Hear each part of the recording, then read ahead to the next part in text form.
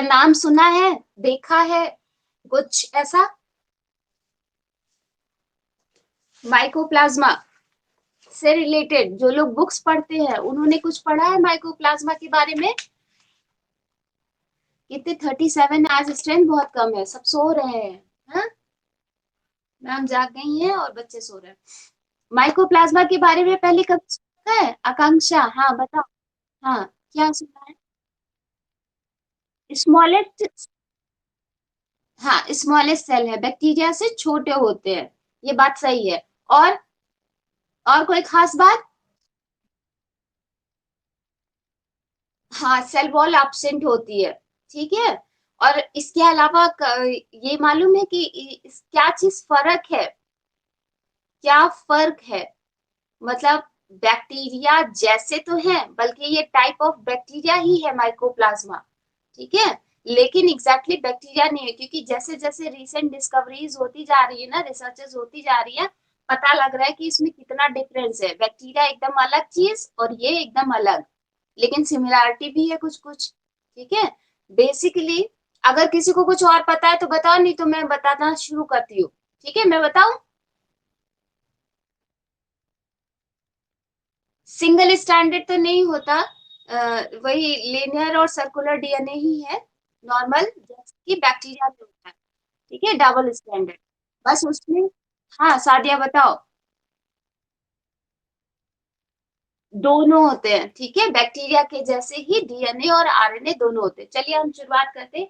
Mycoplasma एक ऐसे prokaryotic type of molecules है, या मॉलिक्यूल्स है, मॉलिक्यूल्स कहेंगे, या माइक्रो ऑर्गेनिज्म है जो कि इंडिपेंडेंटली रेप्लिकेट करते हैं, ठीक है। इंडिपेंडेंटली रेप्लिकेट करते हैं, वॉल लेस है, राइट। दैट मीन्स कि बैक्टीरिया में जैसे वॉल प्रेजेंट थी, वैसे इसमें कोई वॉल नहीं होती है, अल्टीमेटली स्मॉलर हो गए, ठीक है। क्योंकि ये जब भी इनको ये देखा गया कि बैक्टीरिया के फिल्टर से जब इसको फिल्ट्रेट कराते थे, इनके सॉल्यूशन को या एक्सट्रैक्ट को, तो ये फिल्ट्रेट आउट हो जाते थे, ठीक है। तो इस हिसाब से माइकोप्लाज्मा जब एक शब्द में आपसे पूछा जाएगा, एक सब शब्द में नहीं, सॉरी, सेंटेंस में पूछा जाएगा, तो आप हमेशा क्या कहोगे कि smallest independently replicating wall-less prokaryotic type of micro organism है, ठीक है। अब एक एक करके जरा इनकी खासियत देखते हैं। सेल वॉल एब्सेंट हो गई, ठीक है, ये बात हमेशा याद रखिएगा, और उसी से कुछ कुछ और पॉइंट्स भी निकल के आएंगे।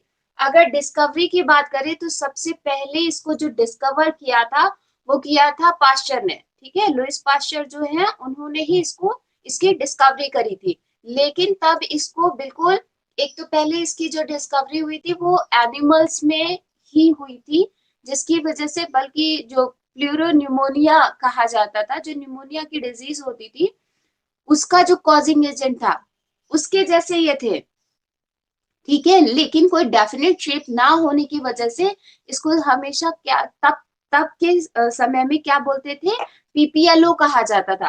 PPLO that means pleuropneumonia like organism, ठीक है, पीपीएलओ। पीपीएलओ, जब हम कभी माइकोप्लाज्मा की बात करेंगे, दैट मीन्स कि ये एनिमल बैकग्राउंड से में डिजीज कॉज करता होगा, ठीक है।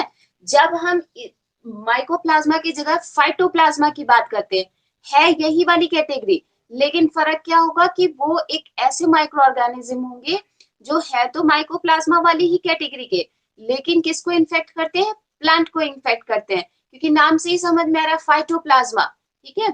जब आप थर्ड ईयर में जाएंगे तो एक डिजीज है लिटिल लीफ ऑफ ब्रिंजल, वो फाइटोप्लाज्मा से ही कॉज होती है, ठीक है, इसको हमेशा याद रखिएगा, इंपॉर्टेंट पॉइंट है। और बल्कि प्रैक्टिकल में भी जब करते हो तो ये ऐसा है कि एग्जामिनर की पहली पसंद अक्सर दे दिया जाता है, ठीक है। तो लिटिल लीफ ऑफ ब्रिंजल वो किससे कॉज होती है, फाइटोप्लाज्मा से, क्योंकि आप प्लांट बैकग्राउंड पढ़ रहे हो तो फिर उसी पे ज्यादा फोकस करेंगे। जब माइकोप्लाज्मा की बात करते हैं तो डिस्कवरी के साथ में तब उसको पीपीएलओ कहा जाता था, यानी कि प्लूरोन्यूमोनिया लाइक ऑर्गेनिज्म। जब उसके बाद और डिस्कवरी हुई और उसको आइसोलेट किया, तो आइसोलेट किसने किया था, वो किया था ई नोकॉर्ड ने। और जो उसकी मतलब ईयर था वो 1898 था, ठीक है। इसके बाद तब तक भी इसे पीपीएलओ ही कहा जा रहा था कि उसके जैसे ऑर्गेनिज्म है, ठीक है। लेकिन बाद में इसकी जो फाइनल नेमिंग करी थी, माइकोप्लाज्मा जो नाम दिया था, वो एक और साइंटिस्ट थे जिनको बोलते हैं जिनका नाम था नोवाक, ठीक है। और उसका ईयर है 1929। अगर ईयर्स ना भी याद रहे तो भी कोई नहीं, लेकिन इनका ये याद रखिएगा, क्या नाम याद रखिएगा कि किसने डिस्कवरी करी थी, पाश्चर ने करी थी, और नेमिंग किसने करी थी, यानी जो माइकोप्लाज्मा नाम है वो किसने दिया था, वो नोवाक ने दिया था, ठीक है। अब अगर ये बात करते हैं कि ये कहाँ रहते हैं, कहाँ रहते हैं और कैसे ऑर्गेनिज्म है, जैसे कि अभी तक आपने वायरस जब पढ़ा तो वो पूरी तरह से कैसे थे, ऑब्लिगेट पैरासाइट थे, ठीक है। बैक्टीरिया पढ़ा तो उसमें कुछ पैरासाइट थे, कुछ और मोड में, मतलब कुछ कुछ फोटोसिंथेटिक भी, ऑटोट्रोफिक मोड में भी सरवाइव कर सकते थे, ठीक है, या इसी से मिलते जुलते। लेकिन जब हम वायरस की बात करते थे तो वो क्या कैसे थे, लिविंग और नॉन लिविंग के बीच का लिंक थे। जब इनकी बात करते हैं तो माइकोप्लाज्मा को एक और माना जाता है कि ये बैक्टीरिया और वायरस के बीच का कहीं कोई ऑर्गेनिज्म है, या कहीं कनेक्टिंग लिंक जैसा है कोई, ठीक है। ये बात, ये पॉइंट याद रखिएगा कि वायरस और बैक्टीरिया के बीच के है ये, ठीक है, क्योंकि कुछ कैरेक्टर्स बैक्टीरिया से मिलते हैं, कुछ कैरेक्टर्स वायरसेस से मिलते हुए, ठीक है। हैबिट की बात करें तो इनकी यूजुअली ये पैरासाइट भी हो सकते हैं, क्योंकि डिजीज कॉज करते हैं, तो अल्टीमेटली ये बात हो गई कि पैरासाइट होंगे। पैरासाइट होने के साथ साथ कुछ ऐसे भी माइक्रोप्लाज्मा देखे गए जो कि सेप्रोफाइट होते हैं। सेप्रोफाइट पता है कि क्या होता है, सेप्रोफाइट क्या होता है? हाँ, क्या लिविंग, डेड और लिविंग कैसे हो सकता है, दोनों साथ में वो, हाँ, कि डेड ऑर्गेनिक मैटर पे सरवाइव कर रहे हैं, मतलब अपना फूड या अपना न्यूट्रिशन वहां से ले रहे हैं, ठीक है। डेड और लिविंग दोनों साथ में नहीं, लिविंग वाला तो पैरासाइट है ना, लिविंग तो हमेशा लिविंग पर अगर सरवाइव करे तो पैरासाइट हो गया, ठीक। सप्रोफाइट को हम तब कहेंगे जब वो डेड ऑर्गेनिक मैटर पे, जस्ट लाइक फंजाई, जब हम अभी यूकेरियोट की बात करेंगे तो वो पूरी की पूरी तरह से सप्रोफाइट है, जबकि इसके केस में क्या है कि ये सप्रोफाइट भी हो सकता है, पैरासाइट भी हो सकता है, ठीक है। ये तो बात हो गई हैबिट की। हैबिटेट की बात करें कि कहाँ कहाँ मिलते हैं, तो ये प्लांट में भी देखे गए हैं, एनिमल में भी देखे गए, सीवेज में भी देखे गए, वाटर में भी देखे गए, वो भी हॉट वाटर में भी मिलते हैं, ठीक है, कौन, माइकोप्लाज्मा। देन अगेन अगर साइज की बात करें तो इनकी जो डायमीटर होती है वो लगभग 100 to 300 नैनोमीटर की डायमीटर है, और जो इनकी लेंथ है, ठीक है, लेंथ है वो लगभग 3 नैनोमीटर से 150 नैनोमीटर तक होती है। इससे एक और बात ये भी समझ में आती है कि ये जो माइकोप्लाज्मा है वो बैक्टीरिया, और जब ये भी देखा गया कि इनको बैक्टीरिया फिल्टर से पास आउट कराया गया तो ये इजिली वहां से निकल जाते थे, ठीक है, एक्सट्रैक्ट में, मतलब जो नीचे एक्सट्रैक्ट मिलता था या फिल्ट्रेट आउट होता था उस सॉल्यूशन में ये आ जाते थे। दैट मीन्स कि ये भी समझ में आता है कि ये बैक्टीरिया से छोटे होते हैं, ठीक है।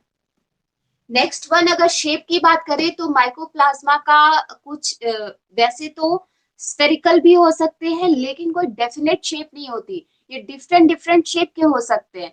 जैसे कि डिफरेंट शेप में कैसे, स्फेरिकल भी हो सकते हैं, सर्कुलर हो सकते हैं, रिंग लाइक हो सकते हैं, जैसा रिंग होती है ना, होल बना करके, वैसे हो सकते हैं, या फिर स्टार शेप हो सकते हैं, या समटाइम्स इरेगुलर शेप है। तो अगर एक वर्ड में कहा जाए तो ये कैसे होते हैं, माइकोप्लाज्मा प्लियोमॉर्फिक होते हैं।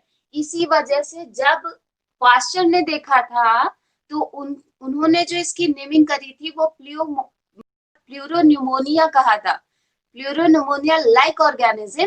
तो उसकी वजह क्या थी, क्योंकि ये प्लियोमॉर्फिज्म शो कर रहे थे, ठीक है, डिफरेंट डिफरेंट शेप, कोई एक फिक्स्ड शेप नहीं थी इनकी। इस स्टार शेप के भी हो सकते थे, रेगुलर शेप के भी हो सकते थे, स्फेरिकल, ओवॉइड, इस तरह के भी हो सकते थे, ठीक है। नेक्स्ट वन बात करें, ये तो बात हो गई साइज एंड शेप की, इतनी बात समझ में आई, आगे बढ़े।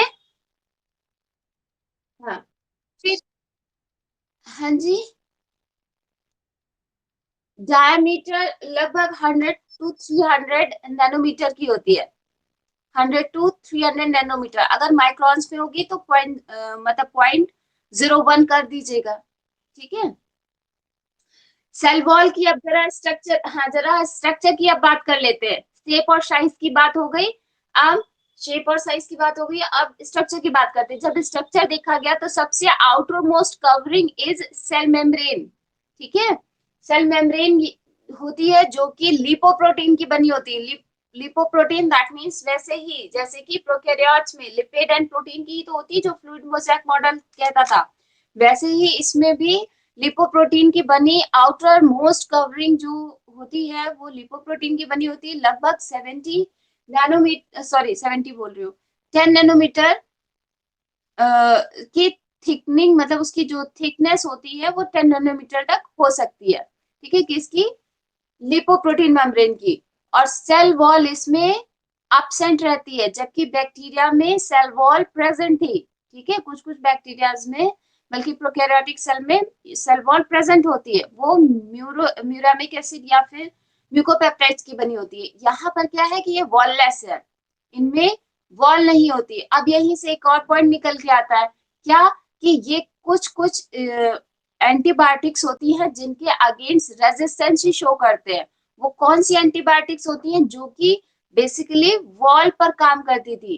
ठीक है, वॉल के थ्रू या वॉल से इंटरैक्शन करके तब काम करती थी। अब चूंकि यहाँ पे वॉल है ही नहीं, तो अगेंस्ट उन पर्टिकुलर एंटीबायोटिक्स के अगेंस्ट ये रेजिस्टेंस ही शो करती हैं। उसमें कौन आ जाएगा? जैसे कि पेनिसिलिन है, वो भी वॉल पे ही अटैक करता है। ठीक है, पेनिसिलिन है, उसका मतलब मेन जो साइट है मतलब काम करने की, वो वॉल होती है। तो इसमें सेल वॉल है ही नहीं, तो ये क्या करते हैं कि रेजिस्टेंस शो करते हैं किसके अगेंस्ट? पेनिसिलिन और वेनामाइसिन। ये वाला पॉइंट समझ में आया? हम्म, आगे बढ़। हाँ, जबकि टेट्रासाइक्लिन एक और एंटीबायोटिक है, वो उसके अगेंस्ट ये सेंसिटिव है। यानी कि अगर इनको टेट्रासाइक्लिन का ट्रीटमेंट दिया जाएगा तो इट मे बी इफेक्टेड। ठीक है, मे बी ये कुछ मेटाबॉलिज्म में इनके फर्क आ जाएगा, मर भी सकते हैं। ठीक है, तो सेंसिटिविटी शो करते हैं किसके अगेंस्ट? टेट्रासाइक्लिन। राइट। इसके अलावा पेनिसिलिन, मैंने ये बात बोली कि पेनिसिलिन है या वेनामाइसिन है, ये सारे ऐसे एंटीबायोटिक्स हैं जो कि सेल वॉल पर काम करते हैं। ठीक है, जैसे कि मतलब बात समझो, पेनिसिलिन किससे मिलता है मालूम है? पेनिसिलिन किससे मिलता है? हाँ, वो पेनिसिलियम क्या है? क्या है पेनिसिलियम? हाँ, फंजाई है, एग्जैक्टली, आकांक्षा सही बोल रहे हो, फंजाई है। ठीक है, तो वो जो है ना, वो हमेशा, ये जब इसकी पेनिसिलिन की डिस्कवरी हुई थी तो वो एक्चुअल में वहां पर सेकेंड वॉर, वर्ल्ड वॉर जब हो रही थी उस टाइम पर हुआ था, है ना। और वहां पर क्या था कि जो भी सोल्जर्स होते थे उनको जो घाव हो जाते थे उनपे क्या बैक्टीरिया इन्फेक्ट करता था उनको, और उसकी वजह से होता क्या था कि धीरे धीरे घाव में ही दिक्कतें, मतलब बैक्टीरिया के इन्फेक्शन की वजह से डेड हो जाता था इंसान। राइट। लेकिन जब पेनिसिलिन की खोज हुई तो वो चूंकि एक फंजाई से मिल रहा था, तो वो फंजाई क्या करती थी कि बैक्टीरिया को ग्रो नहीं करने देती थी। और उसकी वजह क्या थी? क्योंकि ये फंजाई का जो पेनिसिलिन मिल रहा था, ठीक है, ये जो माइसीलिया मतलब पेनिसिलिन मिलती थी, वो डायरेक्टली इफेक्ट किसको? बैक्टीरिया की जो सेल वॉल थी उसको इफेक्ट कर देती थी, उसकी लिसिस कर देती थी, जिसकी वजह से बैक्टीरियल सेल डेड हो जाती थी। तो फाइनली सोल्जर्स की जान बच जाती थी बिकॉज ऑफ पेनिसिलिन। ठीक है, इसी वजह से उनको, जो फ्लेमिंग थे, उनको इसके लिए नोबेल प्राइज दिया गया था। अब देखो, मैं ये कह रही हूँ कि यहाँ पर क्योंकि वॉल तो है नहीं, ठीक है, वॉल है क्या? अभी मैंने बताया ना, outer most covering is lipoprotein, बनी होती मेम्ब्रेन ना, वॉल तो है नहीं। तो अब जब पेनिसिलिन को इस पे एक्ट करना होगा तो ये वॉल को ही तोड़ती थी, तो वॉल तो यहाँ पे है नहीं, तो तोड़ेगी किसको? ठीक है, तो इस वजह से माइकोप्लाज्मा जो होते हैं वो रेजिस्टेंस शो करते हैं, यानी कि उन उन पर कोई भी असर पेनिसिलिन का नहीं पड़ता है। ये बात मैंने कही। अब बात समझ आई? एक बार यस। हाँ, नहीं, जिन्होंने पूछा था उनको समझ में आई, क्लियर हुआ? अच्छा, आकांक्षा आपने पूछा था, चलिए ठीक है। नेक्स्ट वन, ये तो बात हो गई पेनिसिलिन की, जबकि टेट्रासाइक्लिन वगैरह है ये बैक्टीरियल ओरिजिन की है, ठीक है, एंटीबायोटिक्स। तो ये इनके अगेंस्ट ये सेंसिटिविटी शो करते हैं, राइट। ये ये बात हो गई दो सेल वॉल से related. Again just below the lipoprotein जो बनी हुई मेम्ब्रेन है, साइटोप्लाज्मिक मेम्ब्रेन, उसके अलावा साइटोप्लाज्मिक कंटेंट होता है जिसमें केवल और केवल कुछ ही मॉलिक्यूल, कुछ ही ऑर्गेनील्स होते हैं। ऑर्गेनील्स भी नहीं कहेंगे क्योंकि इसमें कोई भी, जैसे प्रोकैरियोट्स में था कि double layered membrane bound organelles absent थे, ठीक है, केवल राइबोसोम्स था और न्यूक्लियोइड था। वैसे ही इनमें भी जो न्यूक्लियर कंटेंट होता है या न्यूक्लियर मटेरियल होता है वो कैसा, प्रोकैरियोटिक सेल से मिलता जुलता होता है, ठीक है। डीएनए का ही एक सिंगल स्टैंडर्ड, सॉरी सिंगल बोल रही, डबल स्टैंडर्ड डीएनए होगा, सिंगल मॉलिक्यूल, ठीक है।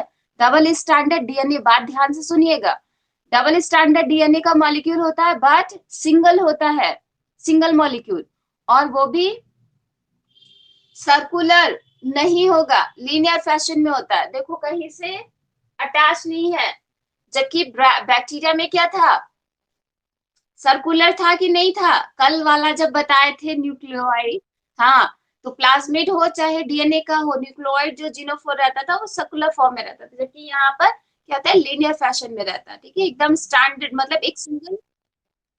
नहीं, डबल स्टैंडर्ड होता है, डबल स्टैंडर्ड होता है, बट स्टैंड दोनों ओपन है, कहीं से सर्कल नहीं फॉर्म कर रहा है, ये बात कह रही हूँ, ठीक है। तो this is the DNA. Next one जो इसमें एक और कंटेंट होता है वो होता है राइबोसोम। और वो राइबोसोम कौन से टाइप के होते हैं, 70S, ठीक है। जैसे कि बैक्टीरिया में थे वैसे ही इसमें भी होते हैं। प्रोकैरियोटिक सेल में जैसे टाइप के राइबोसोम्स होते हैं उसी टाइप के इसमें राइबोसोम्स होते हैं, 70S टाइप, ठीक। बाकी जो स्टोर्ड मटेरियल होता है वो भी कुछ कुछ होता है वॉलेटिन ग्रैन्यूल्स के फॉर्म में, राइट। इसके बाद बात करते हैं रेजिस्टेंसी की, बात हो गई रिप्रोडक्शन कि अब ये रिप्रोड्यूस कैसे करेगा, ये तो स्ट्रक्चर की बात हो गई, ठीक है। रिप्रोड्यूस कैसे करता है, जब ये देखा गया तो ये भी बैक्टीरिया के ही या बैक्टीरियल सेल के जैसे ही रिप्रोड्यूस करते हैं, ठीक है। इसके अलावा राइबोसोम के अलावा, राइबोसोम बेसिकली एक राइबोन्यूक्लियर प्रोटीन है, इसके अलावा आरएनए के भी कुछ कुछ कंटेंट इसमें मिलता है, ठीक है, अकॉर्डिंग टू नीड, यानी दैट मीन्स जब ट्रांसक्रिप्शन और ट्रांसलेशन होता होगा तब यहाँ पर मतलब कि mRNA और इन सब की सिंथेसिस यहाँ देखी गई है, ठीक है। तो आरएनए भी इसमें मिलता है, आरएनए और डीएनए दोनों होते हैं। नेक्स्ट वन बात करें रिप्रोडक्शन। रिप्रोडक्शन इसमें बाइनरी फिशन के थ्रू होता है या फिर बडिंग के थ्रू हो सकता है।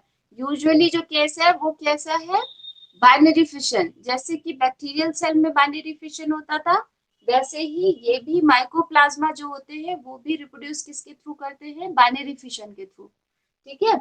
इसके अलावा एक और खासियत है कि ये भी ग्राम नेगेटिव बैक्टीरिया के ही जैसे कुछ कुछ कैरेक्टर्स, जो वॉल के कैरेक्टर्स है वो इनके काफी कुछ मिलते जुलते, मतलब वॉल तो होती नहीं है, तो ग्राम नेगेटिव बैक्टीरिया से मिलते जुलते कैरेक्टर शो करते हैं, ठीक है।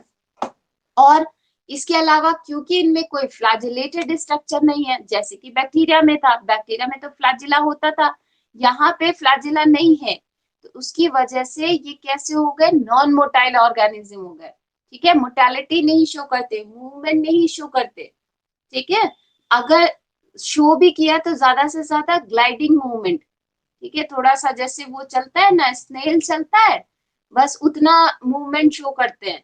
बाकी कोई बहुत ज्यादा ऐसे एक जगह से दूसरी जगह तैर के पहुंच जाना, तो उस तरह का कोई मूवमेंट नहीं शो करते, कौन, mycoplasma, because of absence of किसकी, फ्लैजिला की अब्सेंट है, हाँ, फ्लैजिला नहीं मिलता है। अब बताओ इसमें से कुछ ऐसा है जो नहीं समझ में आया माइकोप्लाज्मा से रिलेटेड, अगर किसी को कोई क्वेश्चन पूछना है तो पूछ सकता है, नहीं तो हम आगे बढ़े। शेप में वो डिफरेंट डिफरेंट शेप का हो सकता है, कोई फिक्स्ड शेप नहीं होती है, स्फेरिकल भी हो सकते हैं, ओवॉइड भी हो सकते हैं, ओवल शेप का हो सकता है, स्टार शेप हो सकता है, रेगुलर होता है, जिसकी वजह से ये कहा जाता है ये प्लूरो